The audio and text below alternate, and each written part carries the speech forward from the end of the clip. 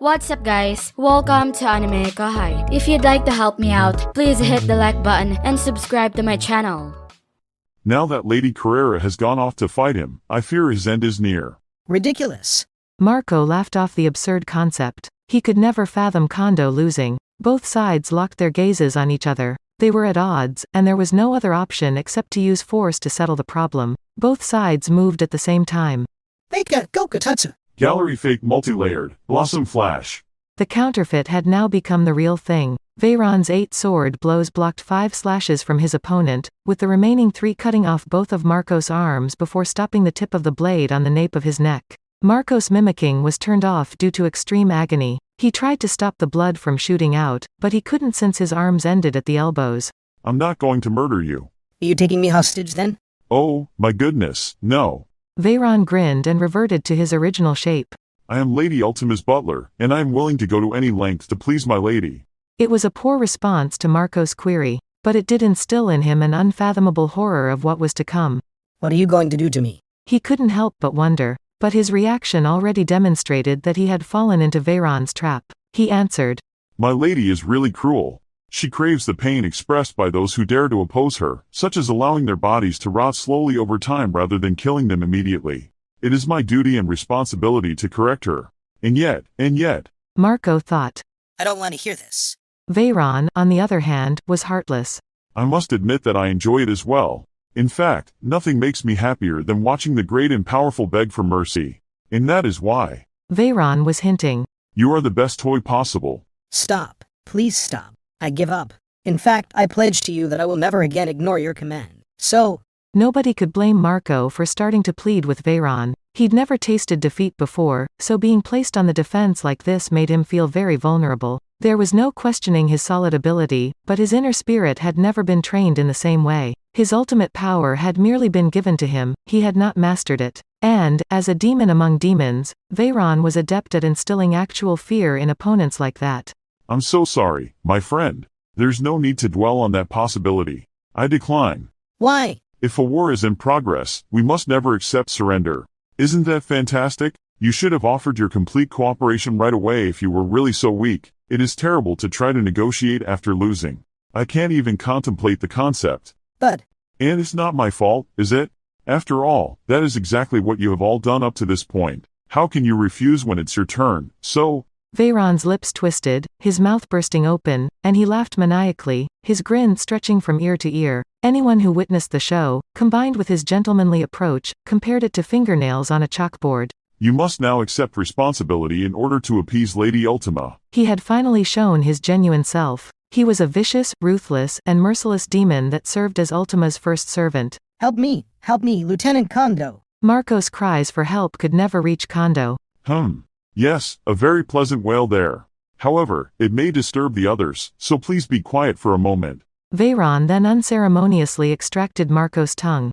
So, cut off from the world we know, Marco's silent voice resounded in this alternate dimension. Soei was upbeat about whatever fate had in store for him. He had been secretly watching Rimuru's battle, which Rimuru had just won in an overwhelming way. It was a fortunate break for him.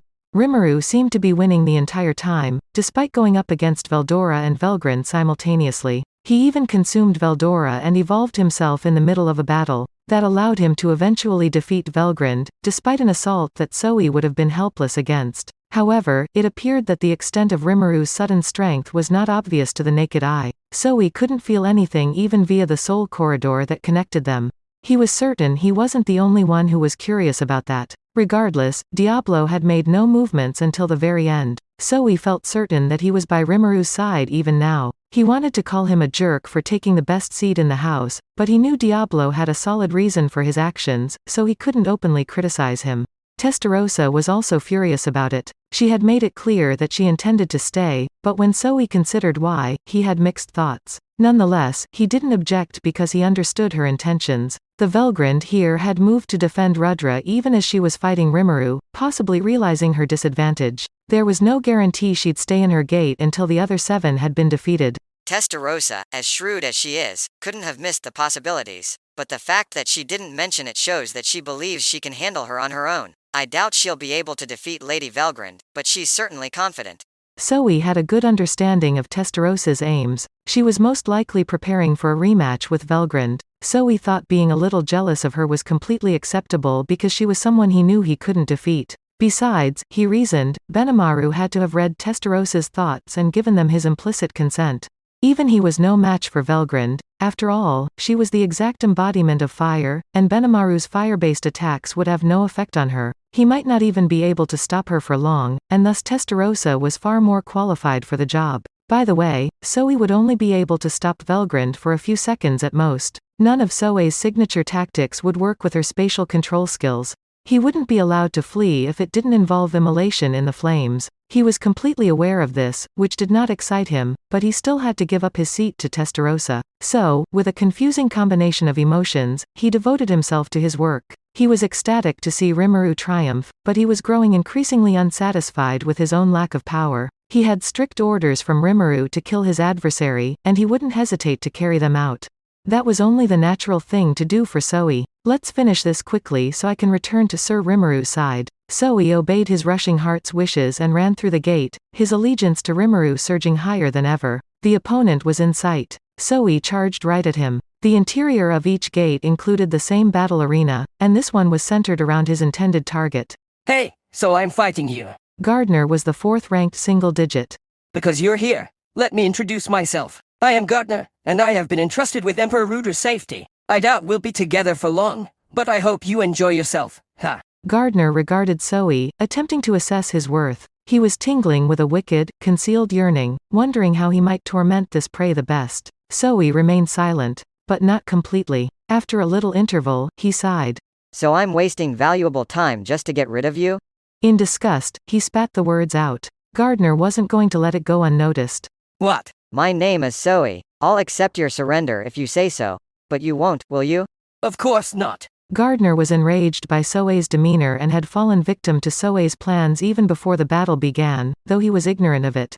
Was it Soei? I'm aware of your existence. Before, Kondo was investigating you, but aren't you trying to run your own independent intelligence agency in a land of monsters? That suggests you're not cut out for close combat. Of course, Kondo's investigation wasn't quite that hazy. Gardner was aware that Soei possessed certain abilities, yet he was still teasing him right now. He didn't think he needed to do it to win, but if it caused this Soei to lose his calm, so be it. Of course, it was a superficial technique, and it would be pointless if he tried it against someone like Soei.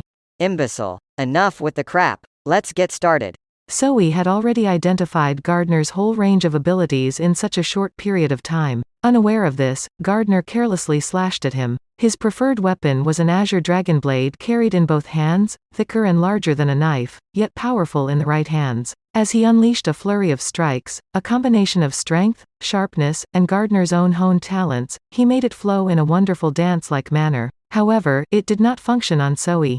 Gardner's blade sliced through the air as he dove into the shadows without warning. His momentum put him off balance, and Soei was prepared. At Gardner's feet, a bullet pierced its target's chest as it emerged from the shadow. He slumped and coughed up blood. Soei emerged from the shadows to finish him off, brandishing the little Walther P99 handgun. He'd just gotten one of the prototypes Rimuru had Kaijin create for him, and he'd been practicing firing it from shadow space, and the results were as plain as the bullet that flew through Gardner's heart.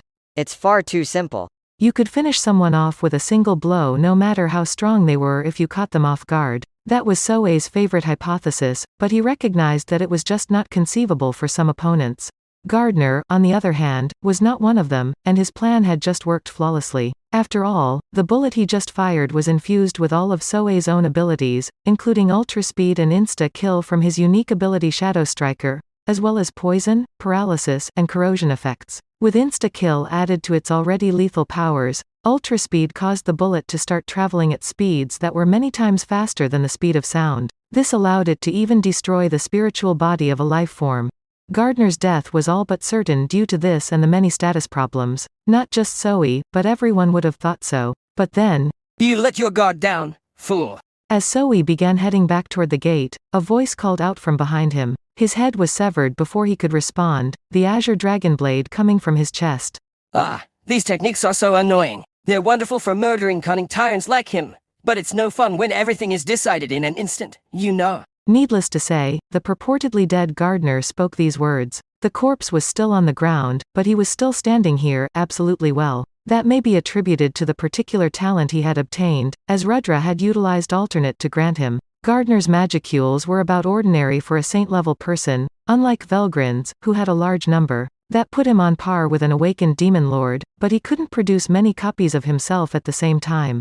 His limit was one at a time, but that was more than enough. Because of this, no matter how cunning his opponent was, they'd never be able to distinguish between the fake and the real thing because they were both real, by definition. Gardner's standard winning technique was to lead his opponent into a trap, then utilize a duplication as a decoy while attacking with his main body. It was a tried and true strategy, but he disliked employing it. He was more interested in torturing victims as they begged for their lives. This technique killed them before things went that far. Are you still alive? As if, right? Gardner didn't neglect his job despite his complaints. He needed to check on Soei because he needed to ensure that anyone who passed through this gate was slain. But just as he was about to, a frigid voice in his ear murmured, "I knew it." Soei's body vanished into a black mist, still decapitated and wounded in the heart. Damn it. It was too late by the time Gardner realized and yelled out. If he hadn't lost his cool during his initial encounter with Soei, he might have known he was dealing with a replication all along. But there's no point discussing what-ifs now. What mattered was Gardner's failure and the consequences that would follow. A simple replication is adequate for use as a decoy. It appears that you are squandering a significant deal of strength there.